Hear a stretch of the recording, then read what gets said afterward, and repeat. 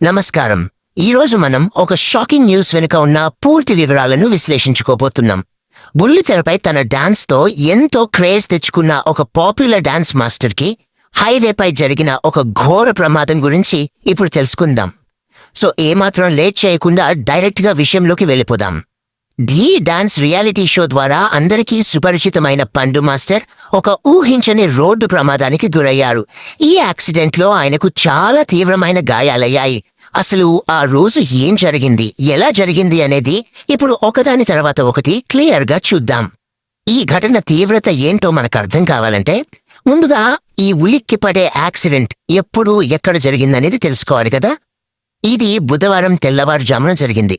విశాఖపట్నం జిల్లా ఆనందపురం దగ్గరున్న నేషనల్ హైవేపై ఈ యాక్సిడెంట్ చోటు చేసుకుంది. జనరల్గా తెల్లవారుజామున హైవే ప్రయాణాలు ఎంత రిస్క్తో కూడుకున్నావో, డ్రైవింగ్లో ఎంత అలర్ట్గా ఉండాలో మనందరికీ తెలిసిందే. సరిగ్గా అదే టైంలో ఈ దురదృష్టకర సంఘటన జరిగింది. అసలొక మామూలు ప్రయాణం ఇలా ఎమర్జెన్సీగా ఎలా మారిపోయింది? ఈ ప్రమాదానికి దారితీసిన పరిస్థితులేంటి? ఆ టైం లైన్ ఏంటో ఇప్పుడు తెలుసుకుందాం. మంగళవారం సాయంత్రం తగరపు వలసలో జరిగిన ఒక జాతరలో పండు మాస్టర్ తన డాన్స్ ట్రూప్తో కలిసి పాల్గొన్నారు. ప్రోగ్రాం అంతా సక్సెస్ఫుల్గా కంప్లీట్ చేసుకుని మంగళవారం రాత్రి కారులో హైదరాబాద్కు తిరుగు ప్రయాణమయ్యారు.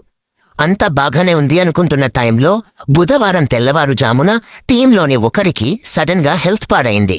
దీంతో ఆదుకోవడానికి తప్పనిసరి పరిస్థితుల్లో కారును రోడ్డు పక్కన ఆపాల్సొచ్చింది. ఇక్కడే అసలు ఊహించిన సంఘటన జరిగింది.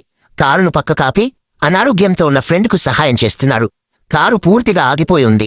కానీ అదే టైంలో వెనుక నుంచి కోళ్ల లోడుతో వస్తున్న ఒక బొలేరో వెహికల్ ఒక్కసారిగా కంట్రోల్ తప్పి ఆగి ఉన్న కారును చాలా స్పీడ్గా బలంగా ఢీకొట్టింది. ఆ ఇంపాక్ట్ ఎంత దారుణంగా ఉందంటే ఆ ఫోర్స్కి పండు మాస్టర్ ఒక్కసారిగా ఎగిరి కింద పడిపోయారు. దీనివల్ల ఆయన 2 కాళ్లకు చాలా తీవ్రమైన గాయాలయ్యాయి. ఈ ప్రమాదం ఆయనపై ఎంత తీవ్ర ప్రభావాన్ని చూపించిందో చెప్పడానికి ఇదొకటి చాలు. యాక్సిడెంట్ జరిగిన వెంటనే ఆ తర్వాత ఏం జరిగింది అనేది ఇక్కడ చాలా క్రూషియల్. ప్రాణాపాయ స్థితిలో ఉన్నప్పుడు చుట్టుపక్కల వాళ్ళ రెస్పాన్స్ మీదే అంతా ఆధారపడి ఉంటుంది. మరి అక్కడ ఆ టైంలో వైద్య సహాయం ఎలా అందింది? అదృష్టవశాత్తు స్థానికులు మరియు తోటి బృంద సభ్యులు ఒక్క నిమిషం కూడా వేస్ట్ చేయలేదు. చాలా ఫాస్ట్గా రియాక్ట్ అయ్యారు. వెంటనే పండు మాస్టర్ను దగ్గరలోని ఒక ప్రైవేట్ ఆసుపత్రికి తీసుకెళ్లారు. ఆ తర్వాత ఫస్ట్ ఎయిడ్ చేసి బెటర్ ట్రీట్మెంట్ కోసం విశాఖపట్నంలోని ఒక పెద్ద కార్పొరేట్ ఆసుపత్రికి షిఫ్ట్ చేశారు. ఈ డిసిషన్ నిజంగా లైఫ్ సేవింగ్ అని చెప్పాలి. ఇక డాక్టర్స్ ఇచ్చిన అఫీషియల్ అప్డేట్ ఏంటంటే ప్రస్తుతం ఆయన కండిషన్ స్టేబుల్గానే ఉంది, కానీ అబ్జర్వేషన్లో ఉంచాము అని చెప్పారు. ఈ మాట విన్నాక కాస్త ఊపిరి పీల్చుకున్న ఆయన పూర్తిగా కోలుకునే వరకు టెన్షన్ అయితే తప్పదు. ఈ న్యూస్ బయటకు రాగానే సోషల్ మీడియాలో ఫ్యాన్స్ అంతా ఒక్కసారిగా షాక్ అయ్యారు.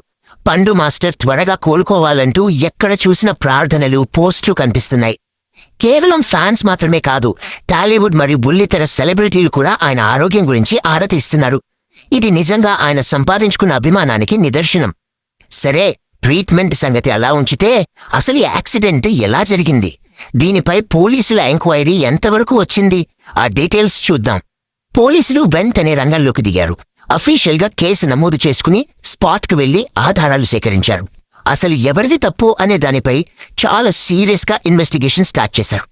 ఇక్కడ మనందరికీ వచ్చే అతిపెద్ద డౌట్ ఏంటంటే బొలేరో డ్రైవర్ నిర్లక్ష్యమే ఈ ఘోర ప్రమాదానికి కారణమా, లేక ఇంకేమైనా కారణాలున్నాయా?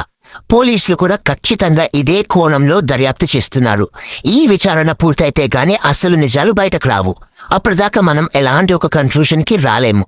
ఏదేమైనా దర్యాప్తులో నిజాలు ఎలా ఉన్నా పండు మాస్టర్ ఈ కష్టకాలం నుంచి బయటపడి వీలైనంత త్వరగా కోలుకోవాలని మనం మనస్ఫూర్తిగా కోరుకుందాం.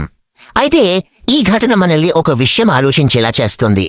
రాత్రిపూట హైవే ప్రయాణాలు ఎంత ప్రమాదకరమో, ఎమర్జెన్సీలో రోడ్డు పక్కన ఆపాల్సొచ్చినప్పుడు ఇంకెంత జాగ్రత్తగా ఉండాలో కదా. అసలు మన నేషనల్ హైవేస్ మీద రాత్రిపూట సేఫ్టీ కోసం ఇంకా ఎలాంటి స్ట్రిక్ట్ రూల్స్ తీసుకురావాలంటారు? ఈ ప్రశ్నతో ఈ ఎక్స్ప్లెయినర్ను ముగిస్తున్నాను.